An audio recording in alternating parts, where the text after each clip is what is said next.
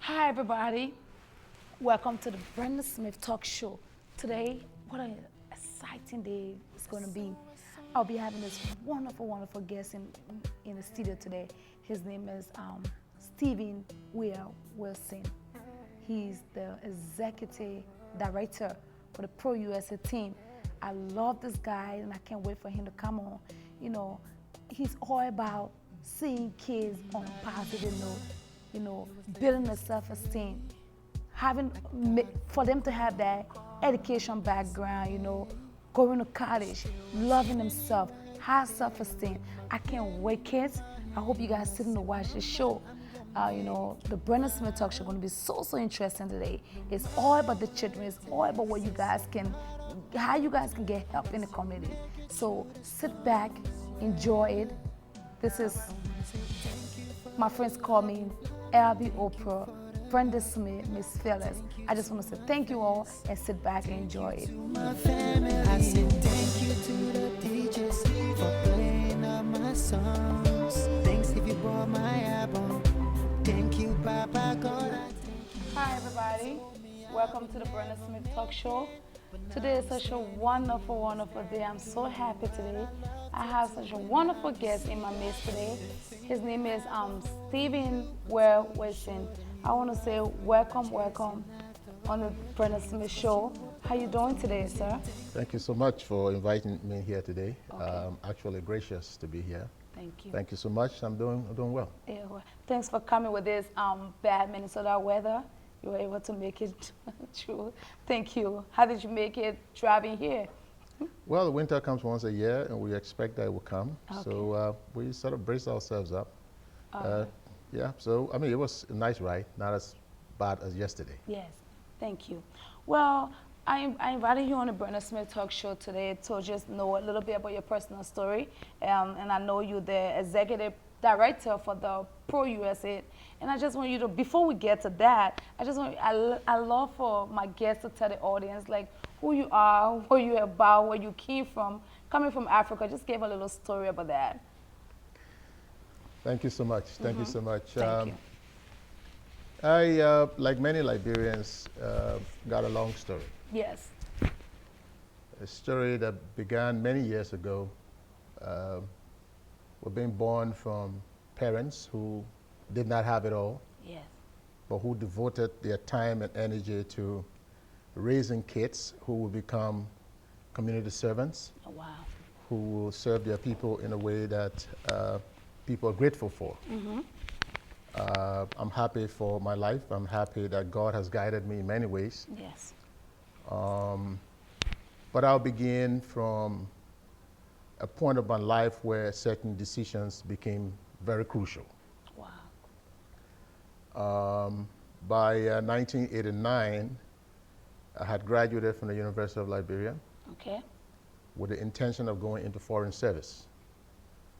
And so I began to go to the Foreign Service Institute because I wanted to someday become ambassador of my country Oh, to some country far fine. away. Okay. But then the Civil War erupted, and with time I lost my father Oh, sorry about that. and my youngest brother. You know what that means, your father and youngest brother. And so I decided to get involved in human rights advocacy so that those who were involved with the arbitrary killing of Liberians, not only my relatives, because I know the pain went across the nation, Yes. that these people will someday answer for the crimes they committed against humanity. Wow. And that is how I became a part of the Catholic Justice and Peace Commission, Oh, okay. to begin to speak for those who will not speak for themselves, for those who won't have the means to represent themselves in court because they're indigent, they don't have money, and to alert the international community as much as possible what was happening in Liberia and how we could be able to stop the mayhem that was plaguing our people and our nation. Yeah. So I devoted my life, 9 years of my life, to that struggle, Wow. from 1991 to 1999, and raising the human rights profile in our country. Okay. I won't want to go into the details. It's okay. For Liberians know what the Civil War was, Yes. that it destroyed our country, claimed the lives of over 250 Liberians, Wow. people who were killed brutally, people who died from hunger, people who died from illnesses of different sorts, thus creating a new landscape, political landscape for our country. Yes. We still feel some of the consequences today. And we still look forward to those who committed crimes against our people to answer before a court of competent jurisdiction, Yeah. so that those who were harmed can find closure to the harm that were caused them. Thank you. I came to this country in 1999, end of 1999, and immediately began graduate studies. All right. My desire was to be able to work in more communities than one. And so my emphasis was in communication studies All right. with emphasis in international and intercultural communication. Wow. Because no matter where anyone comes from, I wanted to have the leverage to be able to interact with them, to reduce uncertainties and create the possibility Wow. whereby people will be able to work together across cultures, across religions, across political persuasions, across gender, across race, and across all other subjective considerations that make us to believe that we are not existing in diverse communities. Yes. I want to be part of a process where instead of vilifying diversity, that we can celebrate it. Instead That's of right. frowning at our differences, that we can use our differences as a strength to build community. Thank you. And so when I graduated in 2001, the head of my class at Edinburgh University Where is it? in Pennsylvania, Yes, northwestern Pennsylvania, I proceeded to Minnesota Okay. to begin to work within communities. But my emphasis has still been human rights advocacy. Okay. And so I began with a small community-based human rights advocacy group that was looking essentially at workers' rights, African workers' rights In the Minnesota? context in Minnesota in the context of the workplace. Okay. Workers, African workers in the workplace had so many complaints that I realized were bordered upon cultural conflicts. Wow. People not being able to understand and thereby exist within the corridors of cultural demands. And so what we decided to do was to ensure that employers and employees understood their different cultures. So we had cross-cultural employer-employee kind of dialogues. That was What employers will understand the cultural context of the employee, and the employee will understand the cultural context not only of the employers, but the larger community in which they live, their new society and their new culture. Thank you. And it brought a lot of early successes where instead of being teller in a bank the rest of your life, that people who work in banks were now getting managerial positions. People who work in assembly plants were now becoming supervisors, and people were climbing the ladder and now remaining where they were forever. Wow. We work along with the Equal Employment Opportunity Commission and the Minnesota Human Rights Department to be able to redress grievances that were coming from these workers. And many people at least had their cases settled. And employers were now paying attention that, you know, people who were being violated in the workplace had recourse under the law. And using these two institutions was a great path to give them the answers they wanted and to create equity and justice in the workplace. Okay. But that was the workplace. And then I decided to do a little bit more looking at how community could get more involved Yes, we need in, in a new nation, how everyone in some way can be part of the economic development process Okay. of the new country. I mean, we're in America now, so Yeah, we and have to be part of the American question, process. Since you came back, since you came from Africa, have you ever went back to Liberia since 1990? 99. 99, you said? 99, Okay. 99. In fact, before I came here in 99, I was here twice Oh, okay. for training. I came here in 1993 upon invitation from the Carter Presidential Center in Atlanta. Okay. And so as a visiting scholar, where I was at the Carter Center for 4 months, studying grassroots community development in the context of human rights. Okay. And so the training ended, and then I returned home.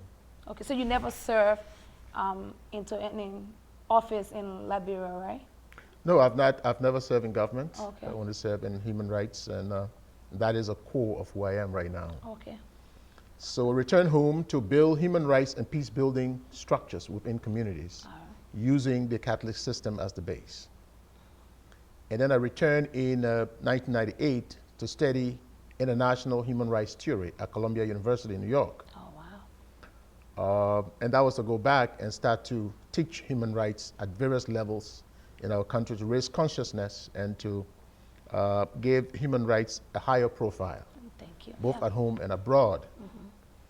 And so it was after the Columbia training that my predecessor was forced to leave the country because the government was after his life. And I succeeded him under those turbulent conditions as the new national director of the Catholic Justice and Peace Commission. Wow. And instances under the position sort of led me to want to leave the country for a while, which you would normally call a sabbatical, Okay. to come to the United States and return home. But upon returning here, it was like every university wanted me to attend somewhere. But I wanted somewhere quiet where I could do my work. And that's how I went to Edinburgh University to study. Okay. So then I came to Minnesota, served in workers' rights advocacy, and then later on, I taught for a while at Hennepin Technical College. All right. And then moved to What work. year was that? 2004. Okay. 2004. I taught business communication. Oh, Basically helping kids to understand the American workplace and how they can be successful workers, in the workplace. okay. But now that was far beyond, and so I moved to the African Development Center, which was just an evolving nonprofit in the Minneapolis suburbs of Cedar Riverside. The idea was to move beyond just advocating rights in the workplace to making people participate more in the economic life of their communities. So that was economic development, Okay. helping people to start businesses who would otherwise not be able to start businesses Oh, wow. because the traditional banks would not grant them loans. There were issues of credit, there were other issues, financial issues that would not allow people to access. And you were there speaking on their behalf, right? Not only speaking, I was serving in a capacity where we could help people to get be it. able to do that. Okay. Yes. So, and then also helping people who wanted to buy homes to be able to access capital to be able to do so. Because if we are to live in America, we have to make a statement that we're here to stay. Yes. Oh, yeah. And the way to do so is to do so through real estate. If people begin to own land, then it means that they are beginning to settle. Africans are Americans now. Yes. Other people from other places are Americans now. And so we are Americans, and this is our place. And the land is the way to make a statement that we're here to stay. So for the 9 years I stayed at African Development Center, we were able to fund over 270 small businesses, Wow. mostly on University Avenue and Lake Street, the commercial corridors. You see Africans. I was part of the process that led to the Maytown Global Market. Yes, I know that. Part In of the Chicago, discussions, right? because, if we are talking intercultural interaction, intercultural kind of learning among us, the way to do so is to find a space where we can demonstrate that through our food, through our arts and crafts, and you name it. Yes. I go there and see it. So that's a nice. global market. I was Yes. part of that process that led to building the global market. And I was also part of the process of the Emerging Markets Homeownership Initiative that was intended to get about 40,000 new homeowners in the state of Minnesota Wow. between 2004 and 2010.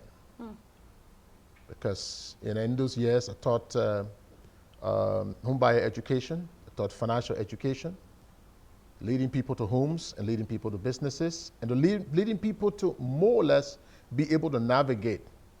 What is Africans you are doing it for, or just everybody? Well, it began with the emphasis on African immigrants and refugees, And but then spread out into people who have the need. Thank you. In most of the contexts I talk about, especially with African Development Center, the service was towards adults who wanted to start businesses, who wanted to buy homes, who were settling in. But there was a piece that remained missing, all through. Wow. And that piece was young people. Yes. How were they understanding the financial culture of America? Yes. And how are they understanding? That's why I invited you on. I'm sorry for cutting you off. That's why I invited you on. And that's why I got interested in your story from that on. And I want to say thank you for all that you've been doing.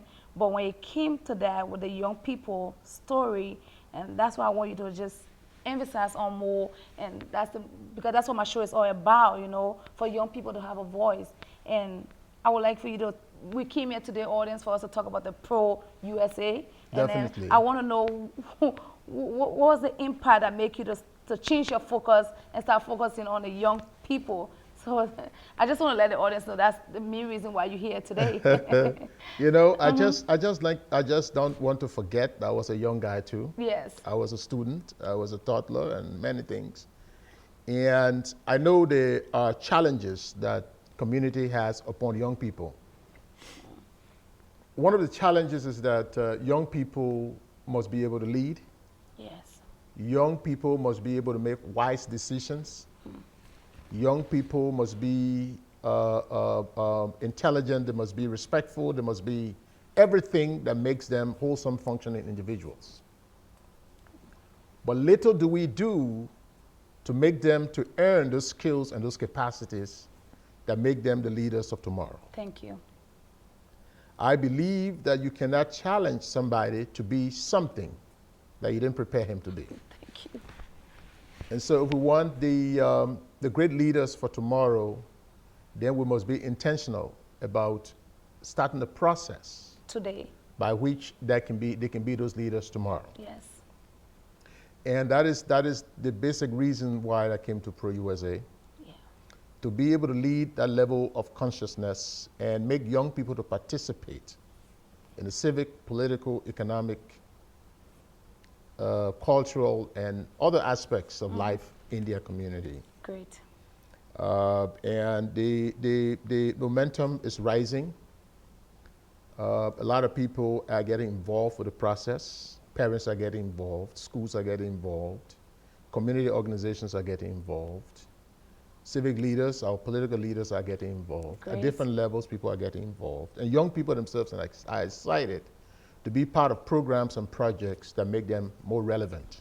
Thank you. Where they live. And I'm happy that you were to call us here today to talk about Pro USA. So what do they really do? And my next question would be, what do you guys offer within the Pro USA? Well, the Pro USA operates on the premise that all kids should learn to win. Oh, wow. You know, and so we try to empower them so that they be able to succeed in what we call the game of life. Life is a competition, you know. Yes. Everybody is trying to get ahead. Everybody is trying to live what we call the good life. But the good life is not a given, it doesn't just come. You know, there was a time in ancient biblical history where they talk about the manna. That something fell from heaven that they called it manna. It was food. It fell and people ate and they couldn't eat no more. That's not happening again. No. But manna comes in different forms. It comes through preparation. It comes through training. It comes through many forms that we can prepare ourselves so that manna can come. All right. In those days, people were not making $100,000 salaries. There were no billionaires in those days. We have them today, and all that is manna, right? How can we have our kids to get more manna than they would otherwise get if they just remain mediocre citizens, earning low to moderate income, Yeah. and that affects their children as well. So what we try to do is to teach kids to win. And how do we do that? Yes. We got 3 programs. The first program is life skills. All right. It's life skills. What are some examples of life skills? Great. Our kids go to school, we teach them chemistry, mathematics, engineering, English, physics, Yes. whatever we teach them. And that is for 7-8 hours in a space we call the school. They leave the school and there's 16 other hours and they come to a place called community. That is where they live. Yes. It's where their mothers live, your fathers live, your uncles live, your aunts live, your family and other families live. And they must learn to live in that space. In the community. Live in the community. Yes. And so, what are those things that community require kids to do? Because that's where the businesses are. That's where the employers are. That's where all these people are. The churches are. How do they conduct themselves? What do they need to know to give them the competitive edge? And so some of the things we intend to do on the life skills first is assign them to a life coach. Oh, wow, nice. Coaching process. Many persons did not have the opportunity to have somebody who can help direct their paths through life. Thank you. So, well, you know, you took a number of steps before, but you need more steps to take. And to take the next step, how do we plan it? How do we do this? How do we do this? So the kid will sit with this life coach and develop what we call a personal success plan. Oh, wow. What does success mean to you in your context of life? So together they define it, and it becomes a plan upon which the kid can thrive. Oh, But that plan is something that the parents should also be part of. Because at the base of the home, they must ensure that that plan is being implemented and we'll hold them some level of accountability to it. okay. We also have a part that has to do with money matters. How do they learn about money? Sounds funny, right? Yeah. Okay. I had a classmate who once told me, he said, to be rich, you have to be money conscious. Oh, okay. You have to know about money. You have to know about numbers. You have to know about that. Today, as soon as a kid graduates from high school, the first thing he receives in the mail, whether he gets a job or he goes to college, is a credit card offer. Oh, yeah. Yes. Yeah. He signs on it without knowing what it is. Yeah, that happened to me. Yeah. How would they know about that? How do they know about basic budgeting? What do they know about financial planning? What do they know about all those things that have to do with how they manage money, Wow. the use and manage of money, so that they don't have predators and other people coming after them and destroying their lives at early ages. Yes. They have a foundation to go So upon. how long this program been going for? Well, I joined the program in early 2014, and I've been rebranding this since, and we're at a point where we're going into actual program implementation. So as you can see, in the Life Skills program, one of the activities we have is civic awareness. Kids knowing about their community and participating in what happens in their community. Nice. So there was a listening session that we had of young people to see what their perspectives are of life, of their community, of the laws that govern them, Wow. and how things can become better with them, and what suggestions they had to provide the basis for change.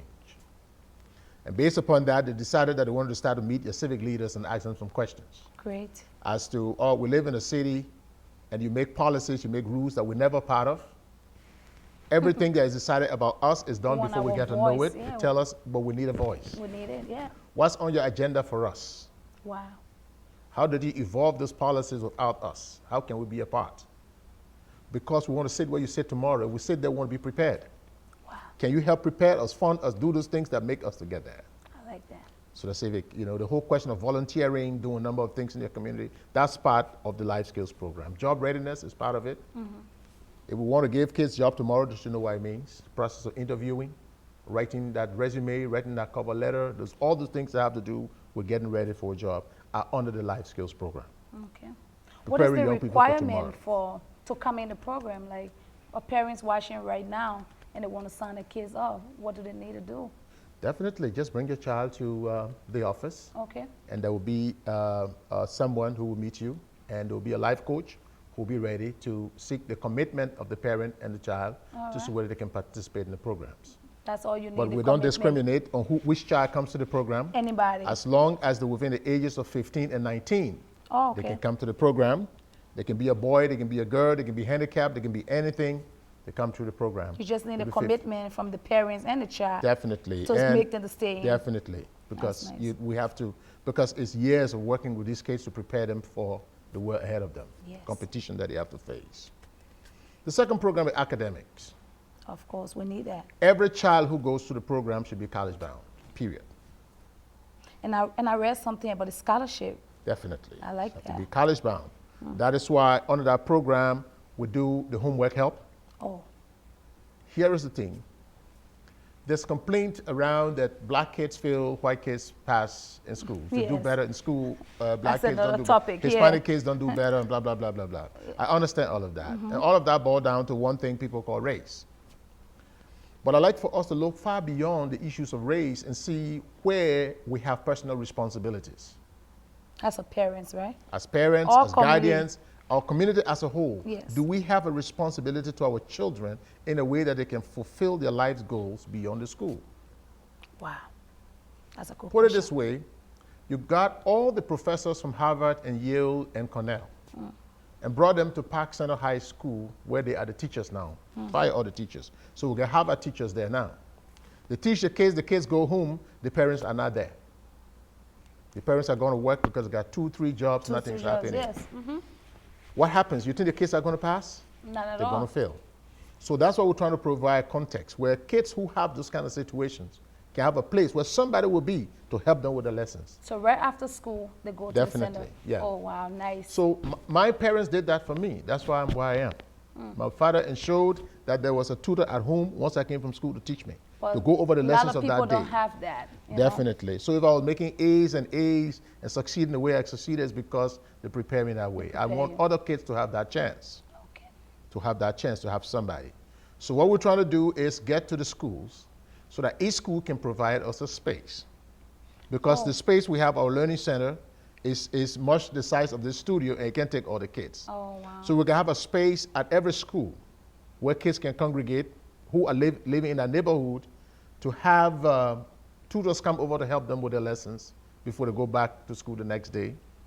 We're trying to appeal to the churches, the mosques, the religious centers to provide us spaces in their neighborhoods where kids can congregate and we can provide the tutors to come there. Okay. If they have people who are tutors, who are ready, they can also sign up to do that. So Okay. the parents out there would say, what's your success rate with all these good things you're saying? Like, As early as the program age, we cannot measure that. okay, But what we're saying is we can ensure that within the next year or so, all right. 75% or more of the kids who come through the program will have a higher success and learning rate in their schools. All right. So if a kid was making D because he had these circumstances not learning at home, of course we can show that if he comes through the program and the parents are committed, we have that coordination, they'll be around B or A before the end of the year. Okay, and sure they will make it to college. Exactly, exactly. So now we do the college prep. There's some of them who can pass the college test to go to college, the SAT exams and stuff like that, that we can help them to understand those exams so that when they take them, they can pass. For others who meet certain criteria, they can be able to get scholarships to be able to go to college. So far, there's one university that has offered us 20 full ride scholarships, BA scholarships. From freshmen, For the Pro USA. Wow, nice. kids that come through the program, but that is for the 2015-2016 school year. All right. And these kids will be vetted and they'll be able to go in school and they'll go full 4-year college. All right. But they offer it at 50%, so Pro USA has to go for the next 50% so that the kids are in school. Wow. So that is scholarships. And the last one is athletics. Children want to play sports, but no way to get to their games. They don't have They will have a coach there they too. don't have all the stuff that they can use and stuff like that. So as a way of helping them to participate in the games of their choice. All right. You know, athletics is one thing, and in that we'll be talking about physical fitness. We'll be talking things about hygiene. We'll be talking a number of things that Okay. help kids to be physically fit mentally aware and intellectually, distinguished. Wow. Well, thank you. Thank you so much. A lot of information, audience, and thank you, Mr. Steve Wilson. He will be back. I hope you come back on and bring the kids on the next show where the kids can be able to express themselves and tell us how this whole program, we always, like you said, Yeah. the kids has a voice. We want to hear from them too. Yeah. So audience, stay tuned for Mr. Steve Wilson, who will be on the next show where we'll talk more and more and more. I want to say thank you for coming, and I hope you can come back on. Like anything you want to say out there before we leave to any of your kids that are watching, any message for our kids that are sitting out there, not even your kids that you already training or whatever, but our kids that are sitting out there and feel that there's no hope. I feel that there's no tomorrow with low self-esteem. Any Yeah. 1 minute message before we leave today? For every kid out there, the message to you is that if you are not alone, Wow. that you have someone in your community that is set to help you. All you do is show up, and we'll be there to take the journey along with you. We don't want you to trek life's journey alone. We want you to join us Yes. so that together we can define the best future that we ever dreamed of. Wow. That each of us can look forward 10 years from now and say we did it. We help our community look better, we help ourselves look better, and we made our parents proud. And to the parents, you too are not alone. Yes. While you are at work doing the double hours to make sure you feed the kids, we are there to help them with the part that you can do. Make your kids available, and we can take the journey with them and you to create a better space for them tomorrow. What's your location again for the audience? And I will put it on the screen, but you can just. We give are, it out we are there. located at 7420 Okay. Unity Avenue, and our suite number is 201. Okay. It's in Brooklyn Park, Oh, right. so here. you can meet us there. And the building is behind the Brunswick Zone, Okay. behind the Super America gas station. All right. We're there on the first floor. So you come over, and Come then we there. can begin from there. Okay. Thank you. So audience, you have it today. Go and take your kids there. Children, don't feel alone. You got a place. People are around to help. A lot of kids don't know. Like when I was growing up, I never thought there was something so unique like this in the community. But there's people out there to help. Just go, call them. Do you have a phone number that you can give them out there? Yes, Call. you can call. Our telephone number is 1-800-765-8104. Okay. Call them and go there. You will get a lot of help. Or you can go to our website. Okay. The website is www.prousa.org. All right. prousa.org. Yeah. Thank you for coming on. But one more thing before you leave. Are you planning on taking this whole pro-USA thing to Africa? we have a grand dream. We have a grand dream. Okay. This is Pro-USA America. All right. We're beginning from the northwest suburbs of Brooklyn Park, Brooklyn Center, Maple Grove, Champlain, and Osceola. Okay. And we want to spread beyond and capture the state and go beyond. And then we look forward to establishing Pro-USA other parts of the world. Thank you. We could have Pro-USA Liberia, In Liberia. Pro-USA Somalia, Oh, I would love Pro-USA Mexico, Pro-USA Canada, wherever it extends, where people want to serve kids and take them on a journey where we all can be winners. We all can be winners. That's it today. I like that. We all can be winners, kids. You have a blessed day. Stay tuned next time. He will be on the next show, okay, with all the kids from the program. Thank you for watching, audience. Have a blessed day. Thank you very much. Thank you God for bless you. coming. All right. Thank you.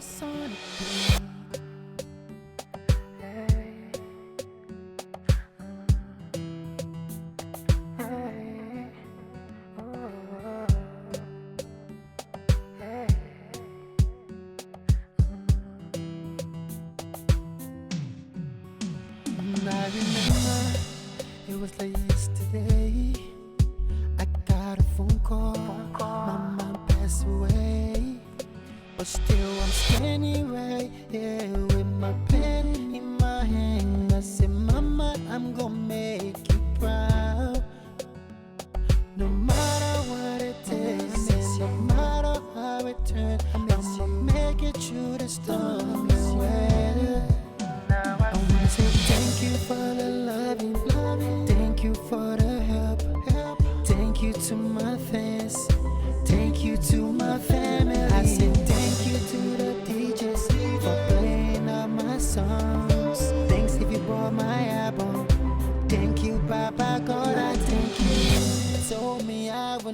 never make it, but now I'm standing here, doing what I love to do, and now you see God this. The thing they have a hold on you until you show them you are free, chasing after all your dreams, cause you were born to win. I wanna say thank you for the loving, thank you for the help, thank you to my fans, thank you to my family. I say thank you to the DJs for playing all my songs. Thanks if you bought my album. Thank you, Papa God. I thank you. Thank you for the loving, thank you for the help, thank you to my fans, thank you to my family. I say thank you to the DJs for playing all my songs. Thanks if you bought my album. Thank you, Papa God. I thank you. Thank you, Daddy. Thank you, Ariel. Thank you, Shine. Oh, Jimmy. Thank you, Tracy. Thank you, thank you, thank you. To all my fans, I wanna say thank you for the loving, thank you for the help, thank you to my fans, thank you to my family. I say thank you to the DJs for playing all my songs. Thanks if you bought my album. Thank you, Papa God. I thank you. Thank you for the loving, thank you for the help, thank you to my fans, thank you to my family. I say thank you to the DJs for playing all my songs. Thanks if you bought my album. Thank you, Papa God. I thank you. I have a dream that one day I'm gonna be the biggest star ever. Just believe and you can achieve anything. I mean anything. Thank you.